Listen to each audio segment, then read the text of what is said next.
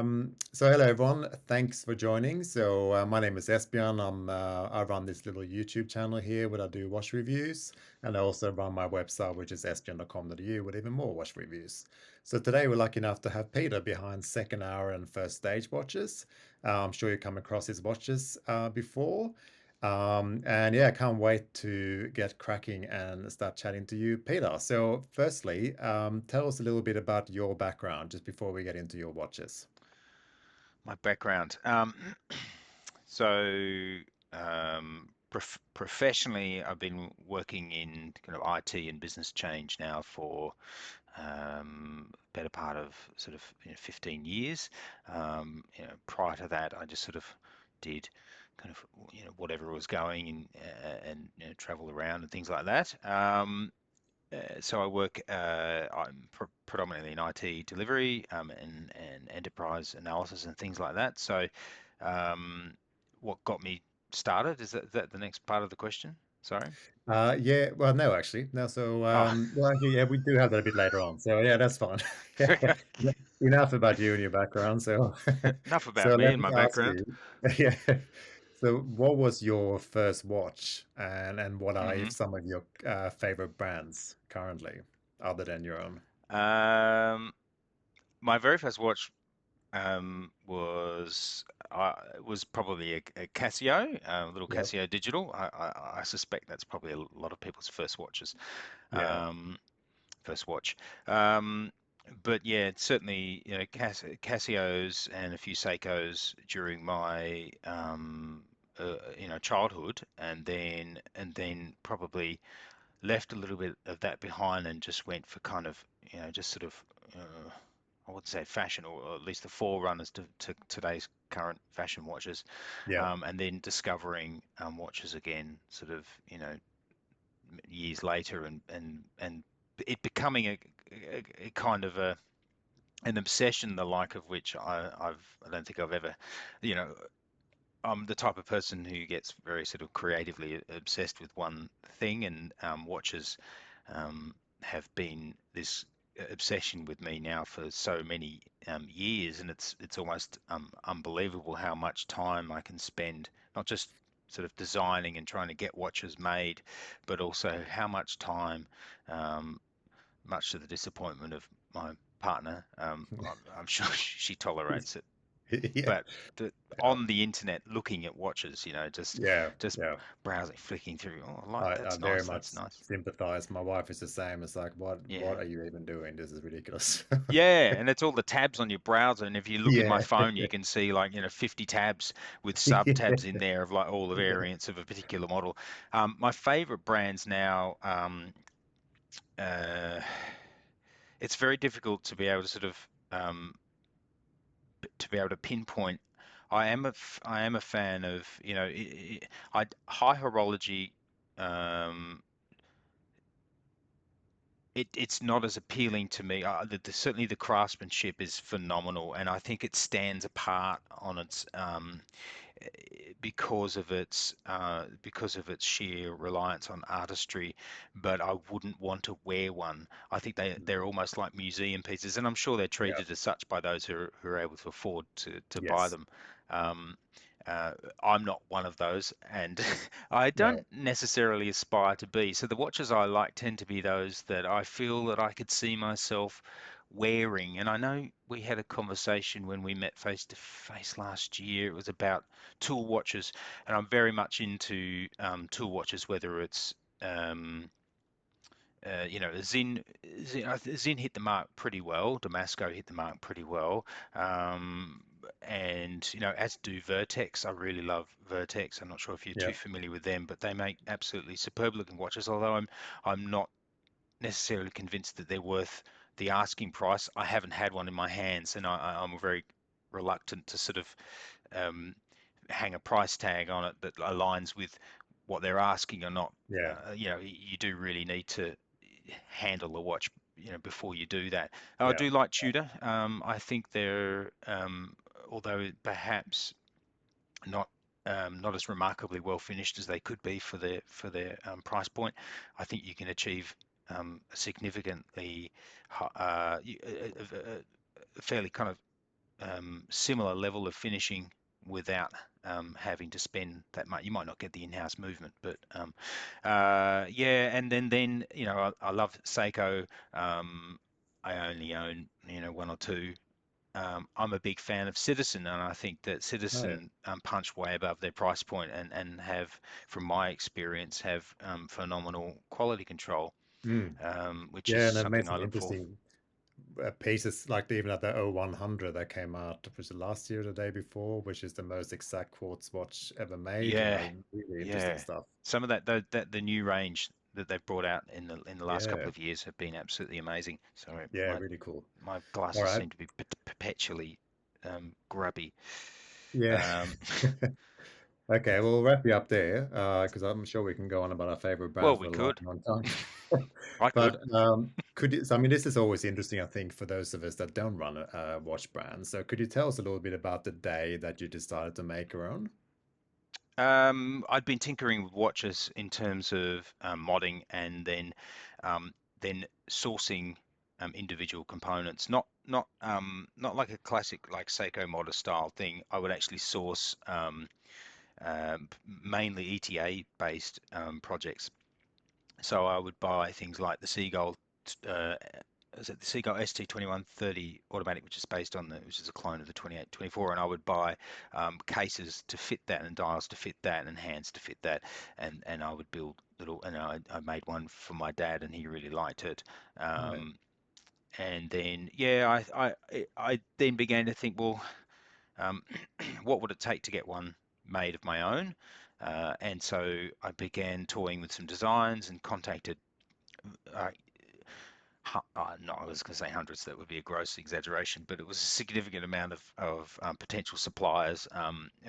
Many were eliminated um, because right off the bat they didn't understand what I meant when I said I wanted to make a quality watch on the par of this, or this, yeah, or some of them that I did end up engaging, I flushed a lot of money down the toilet. Although it is kind of a proving ground, and a proving ground for your persistence about whether or not you're actually able to sort of keep up with the demands of pushing forwards to get something made according to what you see in your head. But yeah, eliminated a lot based on prototypes being such poor quality that I was ready to smash it with a hammer. mm, But eventually found one or two who were able to sort of do something passable and yeah, decent. And I thought, well, that's good enough to work with, and then went from there. yeah. Nice one. Okay, yeah. Because I imagine, I mean, the next question I have is, you do design some extremely individual watches. So that would have been a challenge for them because, even things like the mandala, for instance, I mean, it's Mm, such a unique dial on a budget in particular, because that mm, sort of reminds me of some of the very intricate watches coming out of Germany. mm. Um, so, Yeah, so not on without that, its so challenges, that now, mandala. God, I can imagine, Yeah. yeah. So what's your inspiration there? And do you do any sort of market research before releasing watches like that one? And while you think about that, because I remember that Jean Clear, your first one, was, had some individual touches, but it was far more traditional probably Yes, it was. than the other ones that have come out after that. There was a conscious decision with the gin clear to not stray too far from the fold, really, just to try and produce something that had a few individual touches. I mean, the case we made, the case new. It has a case form that is. Someone said it looked like a Tudor, but it actually is has a lot.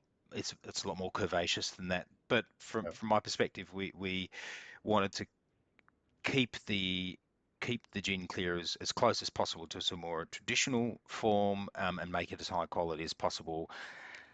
Take the hit by selling it as cheaply as possible, because we got hung out to dry on our pricing, but ultimately it resulted in us getting a bit more exposure, and we have to sort of, then you have to work to claw back some margin from future yeah, releases, which we did a bit to a certain extent with the Mandala. But the Mandala, actually, even though it featured a lower cost movement in going from the Salita SW200 to a Miyota 9015 or 9039, actually cost the same amount, because the intricacies the dial and the hands and the hardness treatment and the complexity of the bracelet. So while we did, I think I obsessively researched how to make the gin clear, something we could sell a lot of in terms of the styling and specs and features and pricing. When it came to the mandala, and it wasn't originally going to be the next watch we released, but the Giant Stride, which was in development as long as the gin clear, actually we were having the runaround from the supplier. It wasn't actually able to get it to the quality we needed, and so we found a new manufacturer and started working them, got the mandala going, and that was ready when we needed it. Thank God it was, because the Giant Stride would have been another 6 to 12 months, and we really wanted to come back with another hit as quickly as possible. But Yeah. the mandala was really about me wanting to build something that entirely and only appealed to me, and it was really just good fortune that people flocked to it, because it could have gone the other way. And everyone's going to have a miss at some point. You can't have Yeah. everything as a hit. But No. yeah, we got Yeah, lucky. so yeah, it's interesting. So you did touch on this already, but one thing I asked Mike in the last video from Droken was the difficulty of, I suppose, deciding on, but also sourcing movements. Mm, Because you see people arguing about this all the time, whether the Miyota yeah. this or Seiko that, or Hmm. ATA that. So it's, and then of course you have the soap prods, and you have all kinds of other stuff coming out of Europe now as Hmm. well. So Hmm. so do you find like you gravitate towards one or the other, and is it something that your customers bring up often? Customers, um, it's a hard it's a hard it's a hard decision, and it's one that you're never going to be able to please everybody. Some people will. In fact, you'll get a lot of people telling you that they want the Swiss automatic, but then when it comes to pricing, they're not Yeah, prepared to part with the money. So you're between a rock and a hard place. You need to sell, because you've put so much time and energy, cost, and your own money into getting the watch where it needs to be. But then you have to decide whether you want it to sell, or whether you want it to just sort of gather dust in the back of a cupboard. yeah, So when it comes down to it, there's a middle ground between having an impressive movement that performs like literally clockwork. yeah, And the Miyota 9 series, uh, for right now, I mean, it just fits that bill very well. I won't do a Seiko NH because I don't like the thickness of the movement and no, the sort of no, utilitarianism happening in the case, in the back of the movement. It just looks, the finishing and everything. The Miyota 9 has a slight step up in that regard, and it's you can do some really nice stuff with the rotor and things like that. So that's yeah, but we are returning to Solita. I mean, the Giant Stride has a Solita, although it has a yeah, closed case back.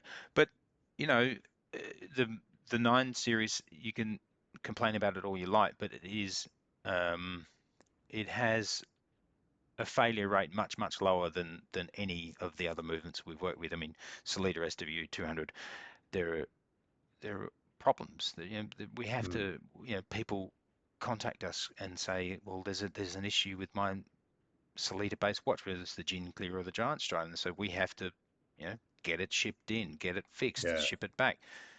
We haven't, we sold a lot of mandalas, and we're going to be hopefully selling some more, because we've got more in the pipeline right now. But those yeah, no, movements nice. their movements are phenomenal. The only If we really want to get to that level of reliability in a Swiss automatic, we've got to go with the SW300, which is the Right, 2892 equivalent, which is slimmer, and they fixed, rather than fix up the Solita SW200 issues, they made a better movement and made it slimmer, and it does cost more, but it's just even the winding action on it. I mean, it's like turning um, air. Yeah, It's such a beautiful action. You know, we had some yeah, yeah, prototypes made. The original Vega prototypes were made. Um, we had a few of those fitted with the SW300, and it's just fantastic. Yeah. So yeah, it's a tough choice. Just to go back to the question, it is a tough choice, and it will always be.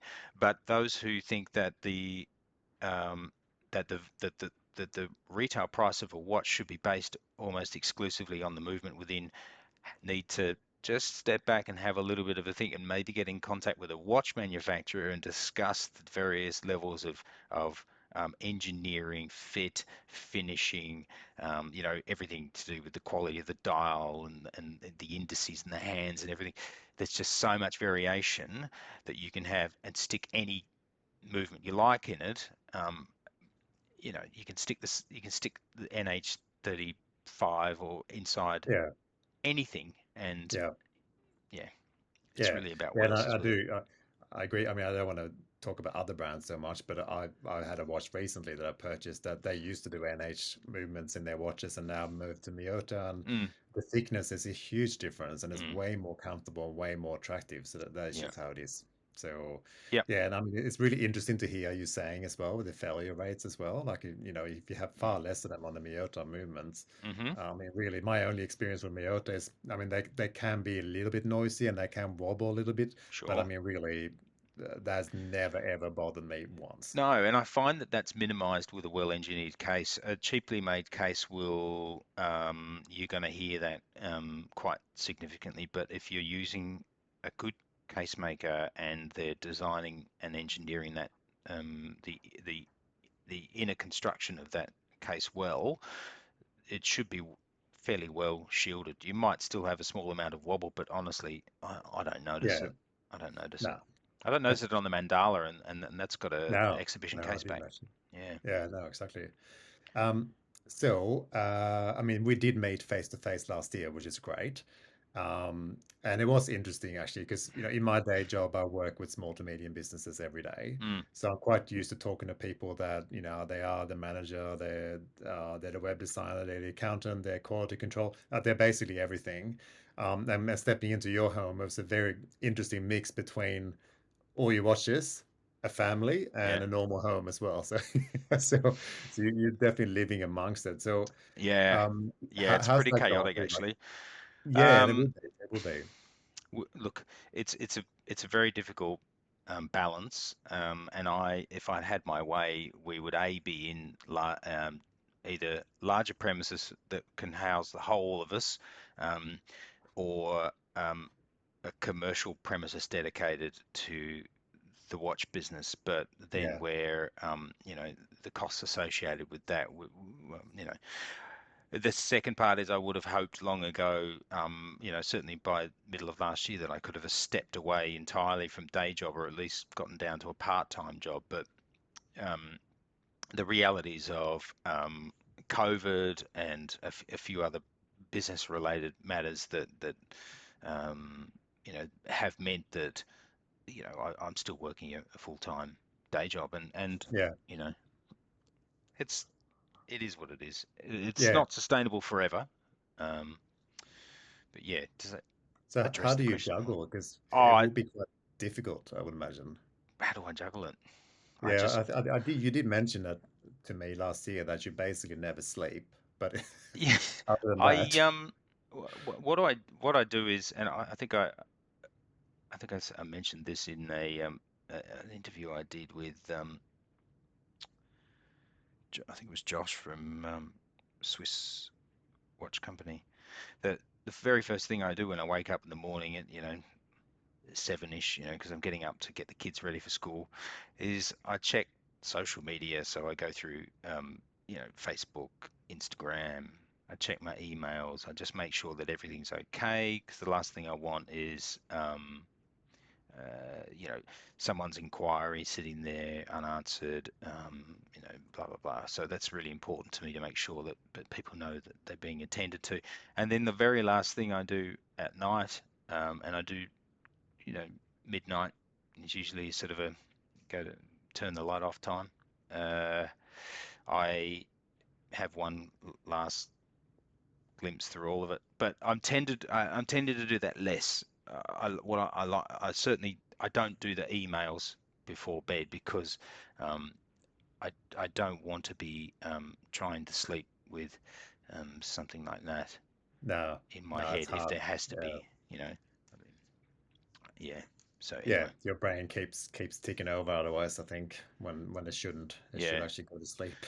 I guess the other thing I do is my fiance Akira. She now works or has done actually probably for about a year is works for Second Hour. So she does a Oh yeah, lot of yeah, the good one. Yeah, operational day to days. That's yeah, processing the orders, um, creating invoicing suppliers and paying them and things like that. So I I can get on with the business of everything else, which is more than more than enough. And now I've yeah, for decided sure. that another watch company is appropriate. So First Stage watches. Yeah, yeah, that's right. You Yeah, are in fact a masochist, clearly. So yeah, that's right. Yeah, bring it on.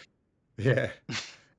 You did touch on this before, and I do find this really interesting myself. And in fact, there's a discussion going at the moment on one of the forums that we're both part of, which we'll talk about a bit later on. But just in terms of uh, s- um, when it comes to the quality, a lot of microbrands, it is really, really good. In Mm, fact, close to amazing at times. So, you did mention before, like, I mean, Alang and so on, and those sort of brands, they're in a completely different level. sure. But I feel strongly that, what you're putting out and what a few others I've come across are putting out are just as good, if not better to some extent, than some of the Zin and, and things like, there's a few Oris watches out there that are good, but not amazing, but, Mm, I'm not dissing them or anything. yeah. My point is basically that you are producing some amazing watches, but you're doing it at pricing which is extremely competitive. So Competitive or stupid? um, What? I'll leave that one to you, but Yeah, but yeah. basically, Look, there's an but how do interesting you make one. money? You might be referring to the same thread that's going at the moment on one of the groups. That what do people like what do people like about micro brands in general, uh, to sort of generally sum up the theme of the thread, of value, Yes, yes, yeah, basically. So people have an expectation that we'll price lower and we'll be able to undercut, but we can't take advantage of economies of scale um sorry, I'm perpetually cleaning my glasses because I yeah, see bits of things on them. I hate it. yeah, Anyway, um, so we like, buying cases. If we're doing a small run of say 300 pieces, but the minimum order for cases and bracelets and clasps is 500, then we've got to make all of those, which has to be loaded into the price. But very often we can't do that. So I understand people are really looking for value, but our costs are proportionally higher. Even though a large company like a Seiko has costs, have additional costs associated with um, marketing and public engagement and running retail stores and all of that sort of stuff. They're able to access segments of the market through pricing that we aren't. We have sort of a single segment of the market, and we have no access to economies of scale. So we can't buy 10,000 movements and get them at virtually cost price. And we're subject to we can't vertically integrate, so we're not able to own the means of production.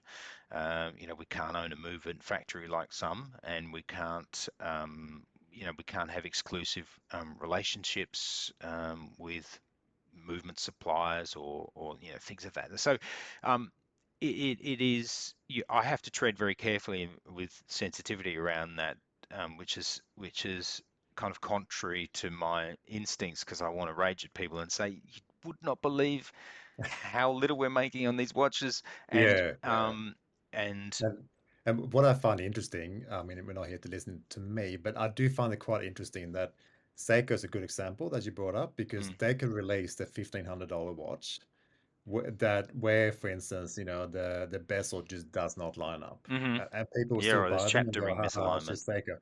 But if you released a watch for $250, like a microbrand, and it didn't line up, people just go, oh, this is unacceptable. I'll never buy that until you fix it. Mm, So there's sort of different expectations as well that don't I really make know. sense to me.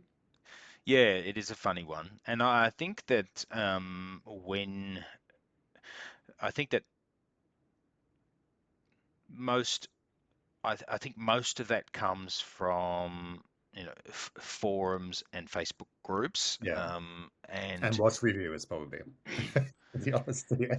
look, Sorry. I, I I I'm have one to of those. I I'm part have of to the say problem. that that as beyond the one of the great advantages you have over other watch reviewers is that you actually know you have an understanding of the product, and that goes beyond just understanding that what the Oh, what the secure. movement Hello. is, what the movement is, and what the color of the dial is and how to measure it with a pair of calipers on a review, and then I like it because it appeals to me visually, or I don't like it because it's overpriced.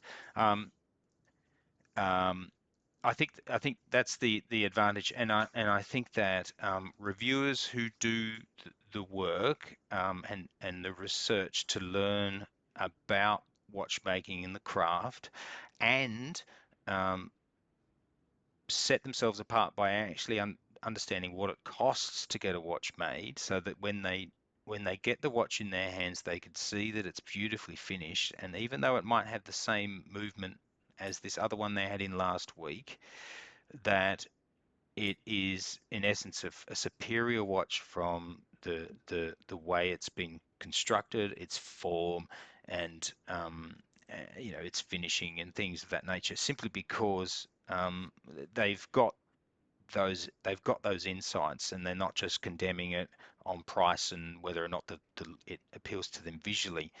And so, look, you have to be careful about what you say, because and do, but let's just say there are reviewers that I don't wish to engage the services of again, simply because they they ha they're all lovely people, but they don't necessarily all run their businesses like businesses. They run them like hobbies, and so you very often don't hear from someone um, at the appropriate time, and you get interesting feedback that goes out Yes. to nonetheless goes out to many people.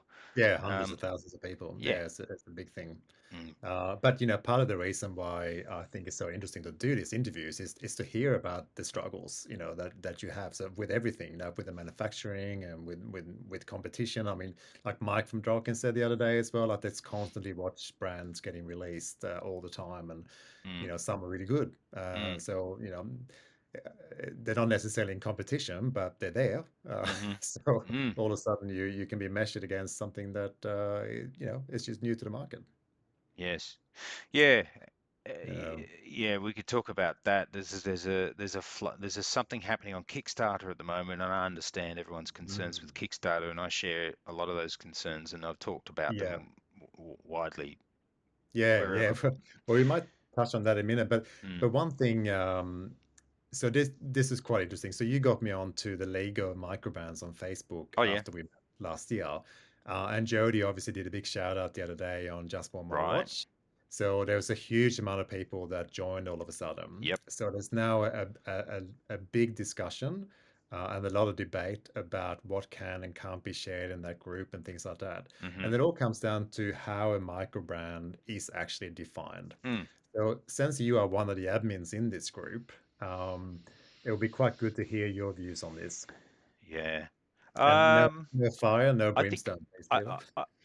I think my funda my fundamental concern is protecting the essence of the group, protecting the purpose for which that group was created. Sorry, And just it's okay. a bit dark here. So. Yeah. I believe, and I share Marvin's view in that, it should be first and foremost a welcoming place where people who are interested in microbrands, And whether it's the Marvin's behind Hemel, isn't he? that's right, yeah, and Just for the record, he's the yeah. founder of the group, Yep. and you know, his philosophy, I believe, from my conversations with him, is that the group, if you want to share a Seiko, that's wonderful. We've created a special day for you, Wednesday. If you want to do that outside that, then there are literally thousands of places on the internet and on Facebook alone that you can go and share that. But this is a special place created that brings together, in a very unique way, um, watch enthusiasts who are particularly interested in what microbrands do and learning about the challenges that microbrand owners face. Not just this watch is too expensive. I can get that other watch over there on AliExpress that has the same blah blah blah. Yeah. But you know, so it's like and it so it hooks up these two typically quite disconnected um, voices. So the voice of the microbrand owner and the voice of the consumer, the watch enthusiast, and in a very direct way. And of course, there's work to be done to ensure that those conversations are kept constructive. But when it comes down to the definition of a microbrand, it's an eternal battle to keep the conversation civil. And yes, I've got my own personal definition, and I don't think, I mean, if we're talking about it in a sort of a mm, sort of um, pseudo scientific manner, we should be able to take the individual components of and arrive at definitions of each. And I don't think that's particularly difficult, but it's when you do get this influx of new people all looking to find out what's up, and that's totally reasonable. Um, yeah, you do get that, and we're seeing it a lot at the moment. It's a settling in period. We've got this massive influx, and then we've Mm. got the old guard, and we've got a settling in period. And I think it's fantastic, just as long as I don't have to kick people out for calling someone else an asshole, Yeah. or you know, it just. I think I think people do lose perspective. You know, these are watches, Yeah. Yeah. you know, opinions are you know are what they are, you know, Yeah. and I think opinions like I like this watch color over that color um, are great as well. But I think that we should be able to have kind of discourse that brings everything together in a kind of a constructive manner. Yeah, yeah, I think so. Because I mean, genuinely, a lot of people are like much earlier in their sort of watch journey, I suppose. So Mm, they're genuinely not sure what a microbrand is, and they're asking the questions, and yeah, that's great. That's yeah, fine, and it's really good. it Because is. what I Yeah. really like about the group, as you're saying, is the fact that you do have a lot of microbrand owners that constantly are Mm, running things by this group. Like, what do you prefer, that hand or that mm. hand, or this style or that style? So, that's really fantastic actually to be part of. It is. It is a bit of a trap. You have to be very careful how you do that as a brand owner. I'm not a massive fan of design by committee because then um, being a creative person, and I don't just say I'm a creative person. I mean, I measure high Yeah, on that as a personality trait. It's you know whether it's music and photography and drawing and writing and now obviously more recently watch design and manufacturing. I so yeah fuck, I've lost my thread now. no, but no, no, you were saying design by committee. So on that, I Yeah, think so I like feel that something. might be a way to stifle your creativity. I think Yeah, possibly. Yeah, you I don't see anything, and I don't see anyone but the smaller, very small fledgling micro brands doing it. I certainly don't see Notice doing it, although I believe they have a means through their own Notice um, fan group to be doing that. So I can't really speak to what's happening in there because I'm not a sure. member. Yeah, But you know, it's nice to present options because you do Yeah. get that engagement, and I think it works really well for that. But when it comes down to actually designing things via those Facebook groups, it's a double-edged sword. So you Yeah. get that engagement, but then you can also you know leave you've got to cop on the chin any decisions you make, and let's just say people can be brutal. um, Yeah, for sure. With anything creative, but I mean, yeah, a good example again, it might be something like the mandala. If you show that, people would just not know how to react. Like you would just go, "What are you doing? This is crazy. This will yeah. never sell." Don't read Uh, Jody's comment section. If Jody does a review of your uh, watch, and he's reviewed 3 of our watches now, yeah. don't. Well, I mean, you could say that for the entire YouTube site, actually. Yeah, but then Comments but are there. but they're different. Peter Kotzer, whom you know, Yep. his comment section is one of the friendliest, most respectful, and if he promotes that and actively works to Yeah. keep out people who are detracting, not because they don't like something, but because they're working to pull something down from someone who's spent significant amounts of time creating it. I mean, not Yeah. he doesn't just do microbrands, of course, but No, no, of um, course. Yeah. whereas others are less discerning and just want views.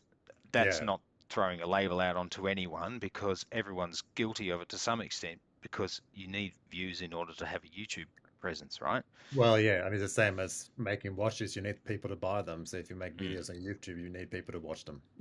that's So it. yeah, That's yeah, it. Yeah. yeah. Um, so without giving too much away, Mm. are you comfortable talking about what might be next on Well, the we've release got cards? mandalas in production now, Yeah, so we sold out. I've blown away by the amount of mandalas we made in our first production run, and selling out completely within 9 months, an entire production run, and we poured that into the giant stride. And in hindsight, we might have continued to ride the wave and make more mandalas on the spot, but we we knew that a lot of people were waiting for the giant stride, so we went ahead with that. But so now we were finally making the new mandalas, so we hope that with a new dial color.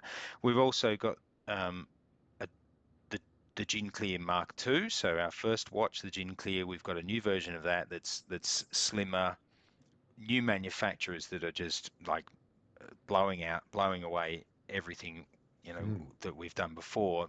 Much better dials and higher grade hands and everything. Um, Plus a push button micro adjustment clasp. oh Um, yeah, nice. we are working on a field watch.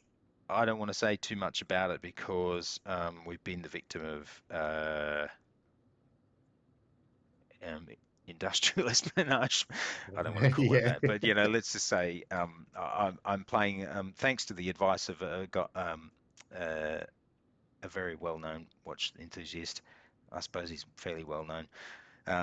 Who's a fantastic guy, and he's been giving me a little bit of a few hints and tips here and there. And he said, look, good. hold your cards closer to your chest until you're ready Yeah. to play them. And yeah, as a result, I'm not saying too much about No, that. no, it makes sense. And actually that might be a good segue as well, because I mean that's enough of the scripted questions I had. But you did mention Kickstarter, and Kickstarter is an Mm, interesting one I find because they so that was what I started doing when I've always been interested in watches as well, but I slowly Kickstarter is actually what pulled me in again, and I mm, bought a few, like a very early Boulder watch and a few other things. So I got lucky. I had some good things happening there. But I mean, there's constantly campaigns that mm. fizzle, Yes. don't get delivered.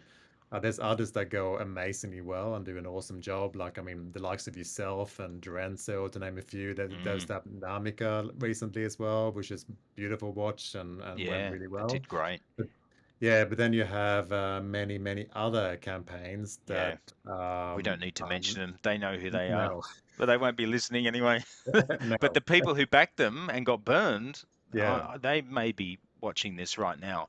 And to Because you you, and people, the I reason I bring say, it up, you obviously don't lose use faith. Kickstarter. No, no, exactly. Because you use Kickstarter, and I mean, you're one of the good ones, right? Yeah, So, and we may well go back to Kickstarter because in order to scale, what we need to do is we need to scale. We need to take us from the level that we've been operating for the last almost 3 years to the next stage. And in order to do so, rather than go to a bank and get bent over a barrel for an amount of money with interest, we think we probably will go back to the well one last time. We didn't for the giant stride, but we think that this next one, we will go back there. Fortunately, we have built a name that I believe people trust. I certainly hope yeah, that they do. But I think that the problem with Kickstarter is there's twofold. There's obviously you can't get past personal accountability. I mean, those people who failed on those projects, but there's probably there are a myriad of reasons why. Um, yeah, we know that for some, personal personal issues, health matters in the family. yeah. Others ghosted, and who knows what they did with the money. Others ran into production issues and weren't able to overcome them, so kind of went underground.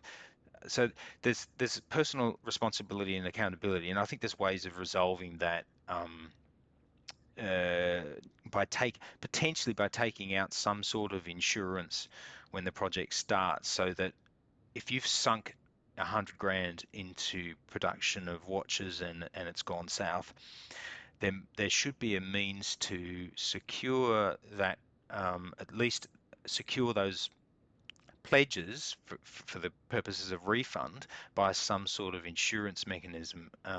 Obviously, Kickstarter, and that gets to the other part of the equation, is Kickstarter won't provide that kind of insurance mechanism, and that's a great shame. But more than that, a great shame is that Kickstarter know full well that um, no uh, no campaign owner can be ultimately responsible because of the terms and conditions and the wording. Mm, But they have to infuse and inject some kind of mechanism into it to kind of, because they're rapidly losing credibility. I don't know that that's across all um, product types. Watches seem to be particularly um, sensitive to supply chain disruptions, which seem to be behind a lot of the issues. So, because they have complex supply chains, everything from movements to hands to dials, to cases to bracelets to clasps, they're all produced in separate places, and those mm. places are often all over the world. I mean, the movements might be produced in Switzerland, so they're complex Yeah, supply chains to manage. yeah, and it's an interesting point as well because that is the case. You could potentially just buy off the shelf pieces and create a Kickstarter campaign, which does happen. I mean, we've all seen Hmm. them where you see things and you go, that's literally all from a catalog, and then Mm, you're describing it as revolutionizing and upsetting the industry or all that sort of stuff. And so it's quite frustrating to see those sort of things going on in conjunction with something like your recent one, the first stage watch, mm, which I was lucky enough to review, and it's a beautiful watch, and it's genuinely unique as well, despite the fact that it's based on an mm. SKX case Yeah, basically. But it's just completely different from many of the other campaigns that are currently going there, for instance. So yeah. Look, people were saying, "Oh well, I'm not paying 400 and was it 425 US for an SKX," um, but yeah, y- after the exchange rate disruption, with the massive fall of the Australian dollar against the US, it actually ended up at the end of the campaign costing you only about 410 or so, or 415 at the most. right. And that's an entire package. You get a watch, you get all the inclusions with it, plus you get the 5% discount code for use on another site, which you Mm. may or may not choose to use, but still, it's the value's there if you had your eye on something. So yeah, the case was based on an SKX, but we had to reverse engineer the entire thing. We couldn't just go and get an SKX case and use that because No. that doesn't fit a Miyota 9015. So the whole thing had to be internally re-engineered, and we had to you know make it fit a different bezel click mechanism because the Seiko's is this proprietary thing that they use. Ours is a very different construction, and aside from the mid case, which you know it resembles from external perspective the SKX, but everything else is you know custom. We custom built Yeah. so except for the clasp, which is a good quality um, milled flip lock clasp with 6 micro adjustments. It's pretty much the standard for good micro brands. Yeah. But yeah, Kickstarter have work to do. There has been an influx over the last 3 or 4 weeks of weird campaigns coming from Chinese factory brands and Yeah. Hong Kong owned Chinese factory brands, and it's flooding the space and causing it's clearly an attack. I believe that the motivations for it because they've all got targets of you know $2,000, $3,000, right? So that's that's the function of it only is to obscure legitimate projects. I can only imagine that that's what it is because I was just scrolling through them today, and it's just row after row after row of these projects for weird looking watches that look like literally pulled from AliExpress. There's even a San Martin, one of those AliExpress bands. There's even one of those in there, and it's got a target of 2,500 or something like that.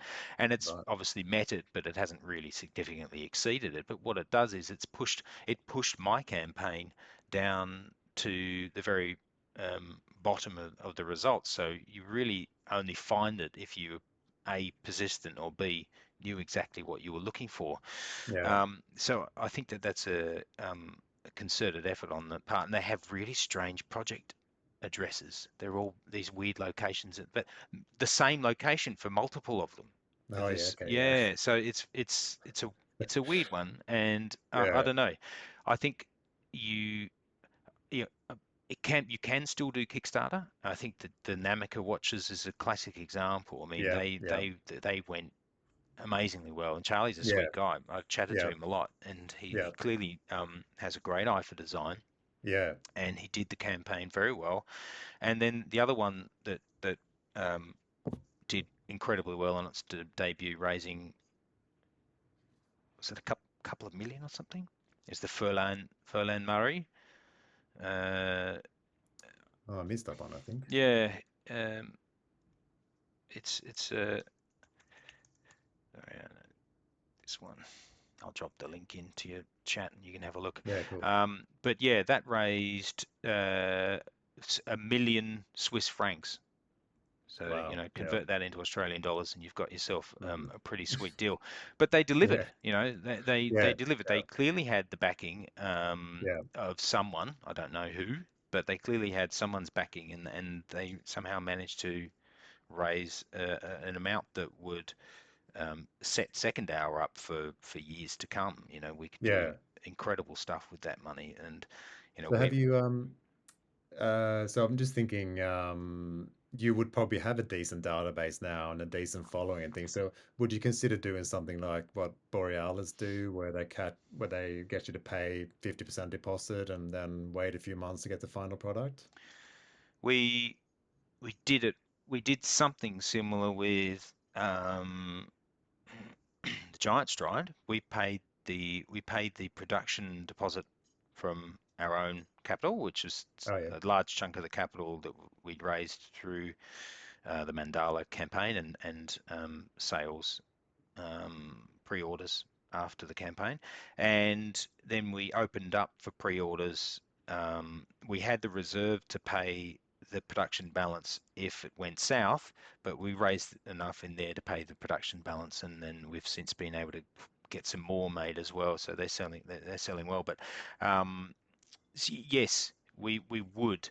But my biggest concern is, like I referred to before, is that we'd be trapped in a cycle of um, continually small batch production, and we want to scale up. Yeah, We yeah, want, we want to scale up to be the next, you obviously probably a 10 as a 10-year plan to be in the realm of Christopher Ward, have yeah, multiple releases a year, multiple units in stock, ready to ship at any one time, multiple lines, sport, dress, dive, field, that kind of thing. And obviously, you can't do that if you're just, um, you know, if you're just crawling along from kind of, release to release. You no, need an injection. But like I said earlier, I'm not going to crawl on my belly to a bank and say, give me this chunk of money, and then they charge you the interest, and before you know it, you've potentially killed yourself, yeah, paying back the interest. I mean, yeah. with a good business plan, you're obviously not going to do that. um, but also, I don't want to be giving the bank money No, for nothing. no, no, and I think from a consumer's perspectives, I mean, another brand that comes to mind, I've owned a few of the Halios watches over the Yeah, years, and I mean, they're beautiful watches as well, but my God, it's like you're the chosen one if you do receive one. So yeah. that's frustrating because you want to buy these beautiful watches, right? Hmm. But the secret handshakes and wait lists and things that you have to jump through to get one. And Yeah, Jason behind Helios is a lovely guy as well, but he's just got a name. So you sort of wonder, like, is it better to actually have, like you mentioned, Christopher Ward, for instance, where you can just order what you want when you want, or do you want do you want your clientele to have to have 2 minutes at midnight, a bit like Ming watches, for instance, to Ming buy, is a and classic that's example. Yeah. it. Yeah, like Or it's Helm. Helm as well. Yeah, Helm. waitlist as well. Yeah, Yeah, wait lists, and people have numbers. People read out their numbers on, I'm yeah, currently 652, and I'm yeah, like, what's that? You 2 years yeah, from now, you might get a watch. Are you yeah, seriously that yeah, obsessed with getting this particular watch?